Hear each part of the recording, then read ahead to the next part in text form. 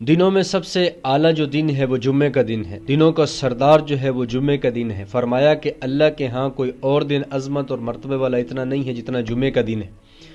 और फरमाया कि ईद उल फितर और ईद उल अजहा से भी ज़्यादा मर्तबे वाला जुम्मे का दिन है। हुज़ूर अलैहिस्सलाम ने फरमाया जुम्मे की 5 खसूसियात हैं। आदम अलैहिस्सलाम इस दिन पैदा हुए, इसी दिन वो ज़मीन पर उतारे गए, इसी दिन उनकी मौत वाक़या हुई। फरमाया कि जुम्मे वाले दिन एक ऐसी घड़ी है जिसके अंदर दुआएं कबूल होती। पाँचवां फरमाया कि क़यामत इसी दिन कायम होगी। तो जुम्मे के दिन को बड़ी खसूसियात हैं। तो जुम्मे के दिन मसनून अमल है गुस्ल करना, खुशबू लगाना, उम्दा लिबास पहनना, मिसवाक करना, खुशबू लगाना, तेल लगाना, मस्जिद जल्दी पहुंचना, मस्जिद पैदल जाना, इमाम के करीब बैठना और खामोशी के साथ खुतबा सुनना। तो ने फरमाया जुम्मे वाले दिन जो सूरत कहफ पढ़ता है अगले जुम्मे तक फितनों से ये महफूज हो जाता है। रसूल अलैहिस्सलाम ने फरमाया तुम्हारे दिनों का सरदार जो है वो जुम्मा अक्सर अली मिनस्सलाति फीही, इस दिन में कसरत से मुझ पर दरूद शरीफ पढ़ा करो।